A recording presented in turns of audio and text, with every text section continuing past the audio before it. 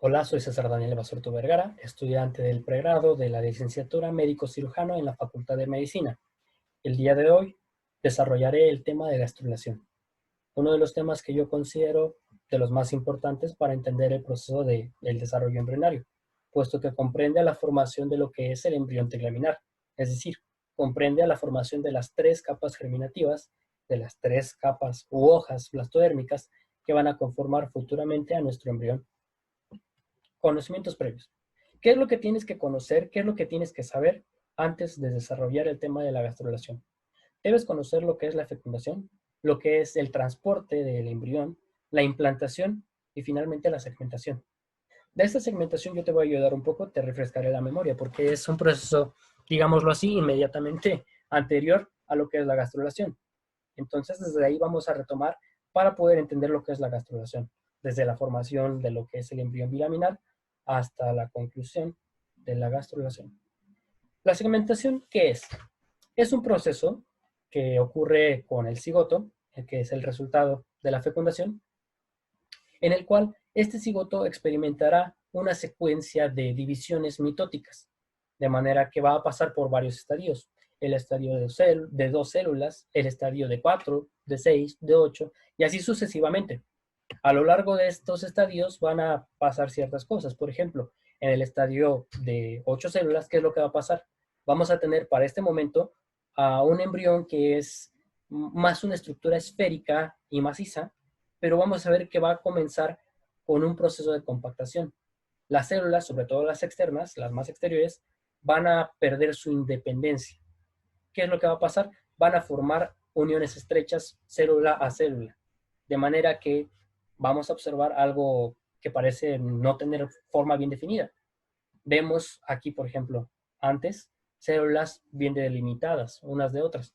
Vemos que aquí hay una célula, que aquí hay otra, y vemos sus límites. Vemos hasta dónde llegan esas células. Sin embargo, después de ese proceso de compactación, solamente nos podemos imaginar en dónde estuvieron. Porque, por ejemplo, aquí nos podemos imaginar que aquí hubo una célula, podemos imaginar que aquí hubo otra, por la forma que terminan teniendo. Sin embargo, no podemos ver límites bien definidos. Eso es lo que pasa después del proceso de compactación. No vemos límites bien definidos. Ahora, estas células, a pesar de que ya se han compactado, a pesar de que están sumamente unidas unas con otras, siguen dividiéndose. Mitóticamente siguen dividiéndose. De manera que vamos a pasar a un estadio de entre 16 y 32 células, al cual le conoceremos como mórula. En este momento, nosotros observaríamos una esferita, ajá, una esfera celular maciza. Es decir, si nosotros hacemos un corte transversal, vean el cursor, en esta imagen de izquierda a derecha, y mirásemos desde aquí arriba, ¿qué veríamos? Veríamos algo así, células por aquí, células por allá, células por todos lados. ¿Por qué? Porque es una esfera celular maciza, ¿correcto? Sin una luz, sin una cavidad. Sin embargo, en el proceso de blastulación, ¿qué es lo que va a pasar? Se va a formar una cavidad. ¿Cómo se forma esta cavidad? El líquido extracelular, el líquido ajeno a este producto, va a empezar a penetrar a través de esta zona pelúcida. Va a penetrar y va a infiltrarse entre estas células que están aquí, véanlo aquí en la imagen, va a infiltrarse entre estas células y ¿qué es lo que va a hacer entonces? Va a formar lagunitas de ese líquido. Lagunas que posteriormente van a confluir. O sea, tengo una lagunita aquí, tengo otra lagunita acá, pum, confluyen y hacen una laguna más grande. De manera que al final van a formar una cavidad, el blastocelio, o la cavidad del blastocisto. ¿Por qué del blastocisto? Porque en este momento, cuando se ha formado esta cavidad, a este producto nosotros le conocemos como blastocisto. ¿Qué le podemos estudiar a este blastocisto? Básicamente tres cosas. La cavidad, que es el blastocelio o cavidad del blastocisto, una masa celular interna y una masa celular externa, o trofoblasto.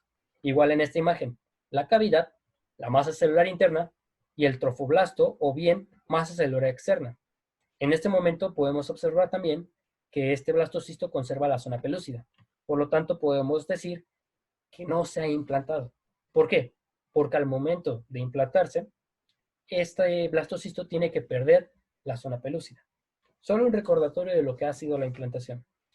¿Qué es importante de la masa celular interna y del trofoblasto? Bueno, El trofoblasto posteriormente evolucionará, se desarrollará para formar a la placenta o parte de la placenta. Mientras que el macizo celular interno también le conocemos como embrioblasto. ¿Por qué? Porque es lo que va a generar al embrión, a nuestro producto. De manera que, para fines de esta asesoría, de este video, nosotros nos vamos a concentrar básicamente en lo que ocurre con esta masa celular interna. Dejaremos para después lo que es el trofoblasto y cómo se desarrolla la placenta. Tras la formación de lo que es el blastocisto, como ya lo vimos, este va a desarrollar a partir de la masa celular interna dos capas epiteliales distintas entre sí. El epiblasto es una y el hipoblasto es la otra. En este caso, el epiblasto será un epitelio cilíndrico, mientras que el hipoblasto será más un epitelio cúbico. Estas dos van a estar separadas por una membrana basal y vamos a ver cómo estas dos se desarrollan a partir de la masa celular interna. Hay una hipótesis, se llama time inside, time outside, lo cual, si lo traducimos, es como tiempo dentro, tiempo afuera. ¿Qué nos explica esta hipótesis? Nos explica que las primeras células en entrar a la masa celular interna van a expresar nano, y esto las orillará, las determinará a formar al epiblasto en una posición dorsal, mientras que en una posición ventral se va a formar el hipoblasto a partir de las segundas células que entran a la masa celular interna. Estas segundas células en entrar a la masa celular interna van a expresar GATA6. Ahora bien, yo te había comentado que el epiblasto y el hipoblasto, que son las dos capas epiteliales, están separadas por una membrana basal. Entonces, al conjunto de membrana basal de epiblasto y de hipoblasto le conoceremos como disco embrionario bilaminar. Para recordar esto, vean esta imagen y recuerden esta frase: el ratón Nanog quedó arriba de la gata de 6 meses. En este caso, el ratón es el epiblasto. Está arriba. ¿De quién? De la gatita, del hipoblasto. Entonces, el epiblasto tuvo que expresar Nanog para quedar arriba del hipoblasto, que tuvo que expresar gata 6. El ratón Nanog quedó arriba de la gata de 6 meses. Pues bien, vamos a ver aquí qué es lo que te acabo de decir y qué es lo que va a pasar posteriormente. Tenemos aquí al trofoblasto y tenemos aquí a la masa celular interna. Tenemos una cavidad, la cavidad del blastocisto. Esta masa celular interna, ¿qué va a hacer? Lo que hará es transformarse en dos capas epiteliales, el epiblasto, marcado aquí en azul, y el hipoblasto, marcado en amarillo. Ajá. Posteriormente, ¿qué es lo que va a pasar? Este epiblasto y este hipoblasto van a formar cada uno una cavidad. Esto lo hacen a través de un movimiento denominado endobolia. En este movimiento, las células, mientras se dividen mitóticamente, van a tapizar el interior de una cavidad, en este caso, del blastocele. De manera que, en una posición dorsal, el epiblasto va a formar una cavidad, la cavidad amniótica, y en una posición ventral, el hipoblasto, tras su proliferación, va a formar al saco vitelino, o bien conocido también como la cavidad exocelómica. De este modo, la cavidad amniótica va a estar delimitada por la membrana amniótica, que es lo que vemos aquí, y por el epiblasto, mientras que el saco vitelino o cavidad exocelómica estará delimitada por el hipoblasto y por la membrana exocelómica o membrana de Heuser, por su epónimo. De manera que aquí, esto es la cavidad del saco vitelino o cavidad exocelómica, y esto es la cavidad amniótica, ¿correcto? Ahora, a partir de algunas células del hipoblasto, que se diferencian hacia células mesenquimatosas, se origina el mesodermo extraembrionario. Dicho de otra manera, el mesodermo extraembrionario se origina a partir de algunas células del hipoblasto que al proliferar se vuelven mesenquimatosas. De manera que, ¿qué podemos estudiar en este momento? Bueno, a la cavidad amniótica, al epiblasto, a la membrana amniótica, al hipoblasto, a la cavidad exocelómica o saco vitelino, a la membrana exocelómica o membrana de Heuser, al mesodermo extraembrionario y al trofoblasto o masa celular externa. Ahora bien, desde aquí te lo comento, pero es un tema que se ve mucho más adelante, cuando vemos el desarrollo de la placenta. Este trofoblasto y este mesodermo extraembrionario van a formar entre ambos a las vellosidades secundarias. Muy bien. Vemos aquí, entonces, cómo por este movimiento de endobolia se forma un tapiz sobre toda la superficie interna del trofoblasto.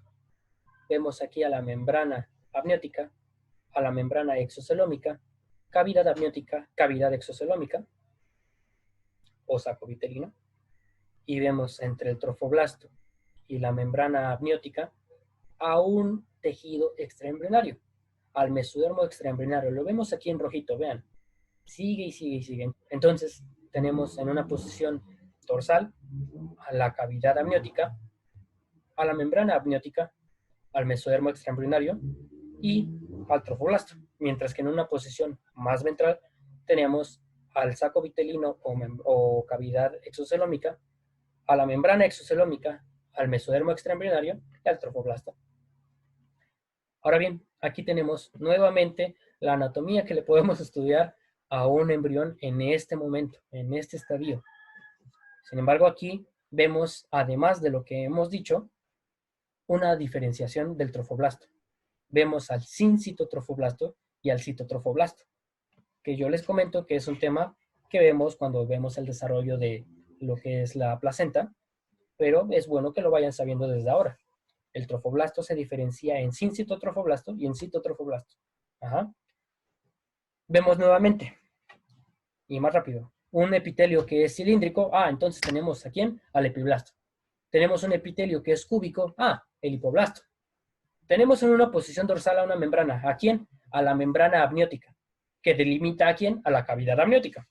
Por otro lado, tenemos a la membrana exocelómica, que está delimitando ¿a quién? A la cavidad exocelómica o saco vitelino. Y tenemos aquí algo extra, algo que no habíamos visto hasta este momento. Tenemos un epitelio que no corresponde al producto, que no corresponde a la placenta, corresponde a la madre. Este es el epitelio endometrial. De manera que aquí podemos decir con toda seguridad, 1, por este epitelio y 2, por la diferenciación del trofoblasto, que este producto ya se ha implantado. Ahora, esta imagen podría resultar sumamente esquemática, muy bonita. Sin embargo, esta, una imagen del Carlson, una imagen real, teñida con H&E, una fotomicrografía, puede resultar un poco más complejo. Sin embargo, si le ponemos atención a los detalles, veremos que la podemos resolver perfectamente. De primera ya vemos a simple vista que estas dos imágenes, pues quizá no en los colores, pero sí se parecen en lo que tienen, ¿no? Vemos aquí a un epitelio cilíndrico. ¿Quién es? El epiblasto. Aquí a un epitelio cúbico, pues entonces es el hipoblasto. Vemos en una posición dorsal al epiblasto a una cavidad, a la cavidad amniótica. Aquí se marca en blanquito. Vemos a la membrana amniótica entonces. Vemos en una posición dorsal, en una posición ventral al saco vitelino o bien a la cavidad exocelómica. Vemos a la membrana exocelómica que delimita a esta cavidad. Vemos al mesodermo extraembrionario. No se alcanza a ver con tanta nitidez, pero se alcanzan a ver aquí algunos tonos de rosita. Es eso el mesodermo extraembrionario. Y vemos aquí a la diferenciación del trofoblasto en sincitotrofoblasto y en citotrofoblasto. Finalmente, vemos aquí al endometrio, el epitelio del endometrio. Ahora bien, la gastrulación es el proceso mediante el cual, en la tercera semana de gestación, recuerden eso, tercera, se van a formar 3 capas germinativas. Vamos a pasar de un disco embrionario bilaminar a un disco embrionario trilaminar. ¿Qué cambios vamos a notar al final de esta gastrulación? Bueno, el que ya dije, el pasaje de bilaminar a trilaminar. Después también vamos a ver manifestaciones de polaridad, es decir, qué es lo que va a ser derecho, qué es lo que va a ser izquierdo, qué es lo que va a ser arriba, abajo, qué es lo que va a ser caudal, qué es lo que va a ser cefálico. Es decir, al final de la gastrulación veremos ciertas estructuras que nos van a indicar en parte a la polaridad de nuestro embrión. Y finalmente vamos a ver la determinación de esbozos y regionalizaciones, lo cual ¿qué quiere decir? Quiere decir que al final de la gastrulación comprenderemos, podremos imaginarnos en dónde van a estar las extremidades superiores, las extremidades inferiores, en dónde van a estar los órganos de los sentidos, y así sucesivamente. Muy bien. yo te había explicado hasta este momento la teoría, la hipótesis time inside, time outside, que nos dice cómo se forman el epiblasto y el hipoblasto a partir de la masa celular interna, con la expresión de nanos, con la expresión de gata 6. Sin embargo, ¿qué es lo que pasa después? Algunas células del hipoblasto, en la tercera semana de gestación, van a secretar Cerberus 1 y Lefty, que son dos moléculas que van a inhibir a nodal y a WNT3. ¿En dónde? En el epiblasto anterior.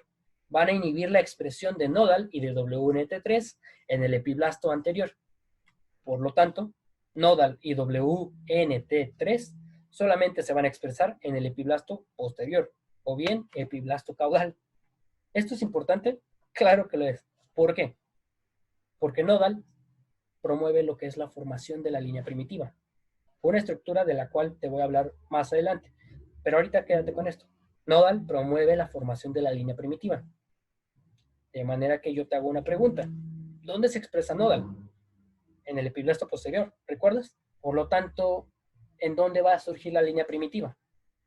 Si nodal promueve la formación de la línea primitiva y se expresa solamente en el epiblasto posterior, entonces la línea primitiva surge en el epiblasto posterior. De manera que nosotros tenemos aquí un corte transversal de nuestro embrión en el que estudiamos ¿qué cosa? Membrana amniótica, cavidad amniótica, epiblasto, hipoblasto, membrana basal que separa al epiblasto del hipoblasto, membrana exocelómica, cavidad exocelómica o saco vitelino y membrana exocelómica. Vemos aquí al mesodermo extraembrionario y al trofoblasto. Entonces, si nosotros vemos esto de aquí, es el disco embrionario bilaminar. Recuerda, epiblasto, hipoblasto y la membrana basal que los separa, esto es el disco embrionario bilaminar. Pero si nosotros hacemos un corte coronal y miramos desde aquí arriba, como dice la flecha, ¿qué es lo que vamos a observar? Nosotros vamos a observar algo como la figura A. Después de que se exprese nodal solamente en el epiblasto posterior, vamos a ver una línea, una convergencia celular. Esta estructura es la línea primitiva. Ajá. En su extremo cefálico vamos a encontrar otra estructura, al nódulo primitivo o nódulo de Hensen. ¿Cómo sabemos que esto es caudal? ¿Cómo sabemos que la línea primitiva se está expresando en la parte caudal o posterior de nuestro embrión? Bueno, por esto que tenemos aquí. Porque nodal solamente se va a expresar en la porción caudal de nuestro embrión, en la porción caudal de nuestro epiblasto. ¿Correcto? De manera que podemos decir con certeza que aquí, en un futuro, se va a formar la colita del embrión y aquí se desarrollará a futuro la cabeza del embrión. De manera que esto será cefálico y esto será caudal. Ahora bien, ya te lo mencioné, línea primitiva, pero no te he dicho qué es. La línea primitiva es una condensación que se extiende longitudinalmente sobre la línea media de nuestro embrión, pero no de todo nuestro embrión, solamente de la porción caudal del epiblasto, ¿correcto? Entonces, la línea primitiva es el resultado de la convergencia, es decir, de que las células migraran hacia un mismo punto, es el resultado de la convergencia celular, la intercalación y de la acumulación de estas células del epiblasto. ¿En dónde se forma? En la línea media.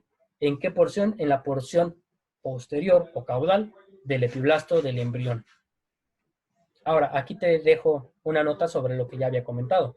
Con la aparición de la línea primitiva podemos identificar lo que será anterior, lo que será posterior, lo que será derecho, lo que será izquierdo, lo que será cefálico y lo que será caudal.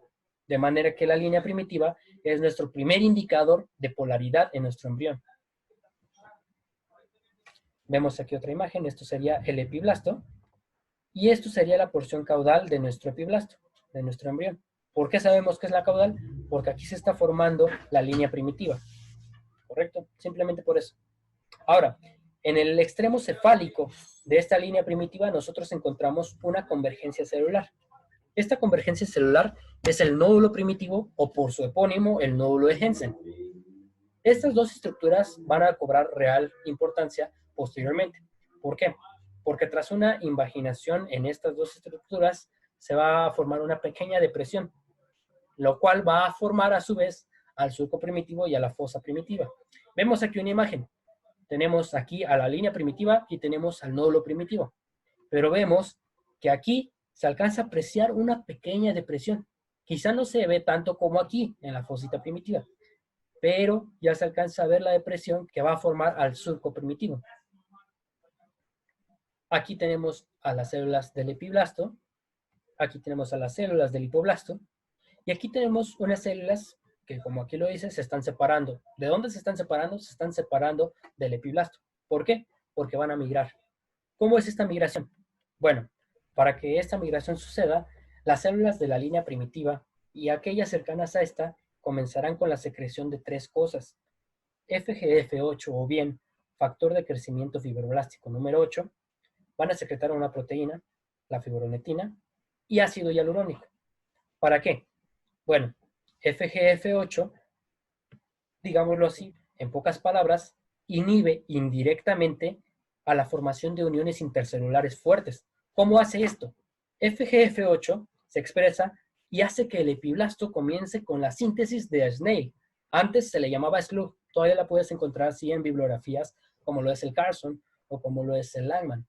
Sin embargo, esta proteína, este Snail, ¿qué es lo que hace? ¿Cuál es su función? Su función es inhibir la síntesis de ecaderinas. Y te lo digo yo y te lo dicen los libros. Las ecaderinas son proteínas de unión intercelular fuerte. ¿Qué tan fuerte? Las encontramos en los epitelios, así de fuertes. Entonces, FGF8 hace que se exprese Snail y Snail hace que no se expresen las ecaderinas. Por lo tanto, FGF8 inhibe indirectamente la síntesis de ecaderinas, inhibiendo indirectamente las uniones intercelulares fuertes. Por otro lado, el epiblasto va a comenzar también con la secreción de ácido hialurónico y de fibronectina. Ambos lo que hacen es volver apta para la migración a la matriz extracelular. Para que lo entiendas, una pregunta. ¿Qué sería más fácil? ¿Nadar en gelatina, nadar en atole o nadar en agua? Obviamente, nadar en agua sería mucho más fácil por las características de esta sustancia, ¿no? Si tú intentas nadar sobre gelatina, será más difícil porque es más viscosa, más dura. Igual con el atole, es más viscoso que el agua, es más denso. Por otro lado, el agua, pues es súper fácil, ¿no? Nada, si hasta muy rápido, si no pregúntenle a Michael Phelps. Bueno, lo que hace el ácido hialurónico y la fibronectina es transformar esta gelatina en agua. Hacen que la matriz extracelular sea más laxa y por lo tanto más apta para que las células puedan migrar a través de esta matriz extracelular. De manera que estas moléculas, tanto FGF8 como el ácido hialurónico y la fibronectina, van a promover la migración celular. ¿Y esta migración celular qué es? Bueno, veamos la siguiente diapositiva. Es literalmente el movimiento de las células. ¿Qué células se van a mover? ¿Qué células van a migrar? Las células del epiblasto. ¿Cómo lo van a hacer?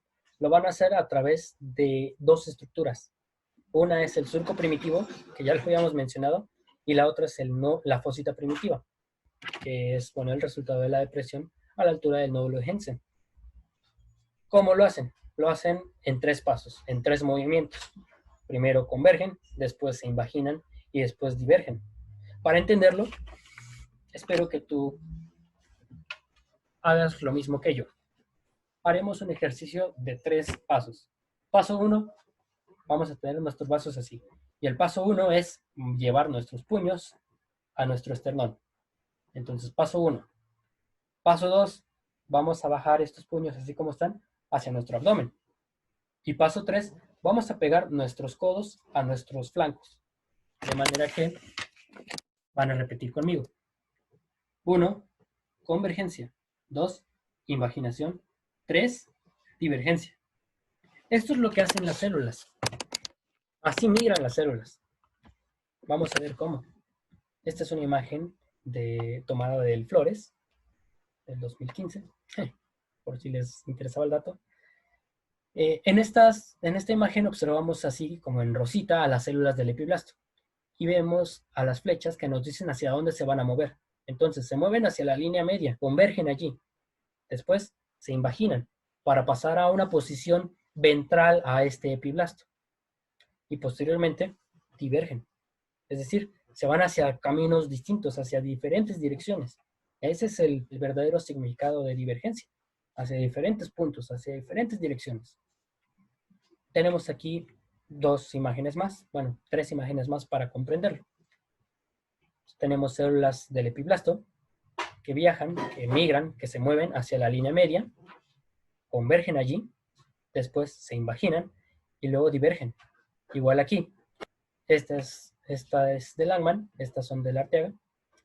Estas células del epiblasto convergen hacia la línea media, se invaginan y luego divergen. Ahora, algo que hay que aclarar aquí es que cuando inicia este movimiento, cuando inicia la convergencia, invaginación y divergencia, vamos a tener diferentes nombres ahora. ¿Por qué? Porque a las células que no migren, a las células que no se invaginen, que no diverjan, les llamaremos ectodermo. A las células, a la capa celular que se encuentre directamente ventral a este ectodermo, le llamaremos mesodermo. Y a aquella capa de células que se encuentre inmediatamente ventral a este mesodermo, le llamaremos endodermo. Y véanlo, tenemos al ectodermo en azul, al mesodermo en rojo y al endodermo en amarillo. Igual aquí, ectodermo en azul, mesodermo en rojo y endodermo en amarillo. Ahora bien, durante esta migración tenemos una transición de células epiteliales hacia células mesenquimatosas. Pero hay una fase intermedia, las células en botella. En pocas palabras, las células del epiblasto, las células que aún no han migrado, las células que están en pleno movimiento de convergencia, a esas células las encontramos en una configuración epitelial, mientras que a las células que se invaginan, a esas las encontramos con forma de botella. Y por eso le llamamos células en forma de botella o células en botella simplemente. Y a las células que ya están en pleno movimiento de divergencia, las encontramos en un estadio de células mesenquimatosas. Cambian las propiedades de adherencia, cambian la forma misma de las células. De manera que, lo repito, en pleno movimiento de convergencia y antes de este encontramos a las células del epiblasto como configuración epitelial. Mientras que al invaginar son células en botella y al divergir serán células mesenquimatosas. Dicho esto, tres poblaciones celulares del epiblasto van a converger, van a invaginarse y van a divergir. La primer migración, es decir, la primer población de células que se da a través del surco primitivo, esta formará una capa que va a desplazar al hipoblasto para formar así al endodermo embrionario. Este hipoblasto, en pequeña cantidad, en menor proporción, va a integrarse también a este endodermo embrionario, a esta nueva capa que se formó. Pero la mayor parte de este hipoblasto se integrará a lo que es la pared del saco vitelino. La segunda población celular que migra a través de este surco primitivo va a formar al mesodermo. Primero al paraxial o somítico, no somático, porque son diferentes, recuerda eso. Mesodermo paraxial o somítico, y después va a formar al mesodermo intermedio y posteriormente al lateral. Y finalmente la tercera población celular, la cual migra a través de la fosita primitiva, va a configurar al mesodermo que se encuentra sobre el eje del embrión, es decir, al mesodermo axial o notocorda, la notocorda, y por lo tanto, pues también a la placa precordal. Ahora, les hago un recordatorio. Las células que no migraron, las células del epiblasto que no migraron, que no convergieron, que no invaginaron, que no divergieron, esas células que se quedaron así van a llamarse ectodermo, recuérdenlo. Entonces vamos a tener ectodermo. Ventral a este ectodermo, mesodermo. Ventral a este mesodermo, el endodermo. Ventral a este endodermo, al hipoblasto que fue desplazado para configurar hacia la pared del saco vitelino, para integrarse a la pared del saco vitelino. Ahora, estas células que invaginan y después divergen van a poblar toda el área ventral a este ectodermo. Lo hará así en la formación del endodermo. Sin embargo, en la formación del mesodermo, igual se expandirá por todo este mesodermo, pero no va a infiltrarse en dos puntos, en la membrana bucofaríngea y en la membrana cloacal.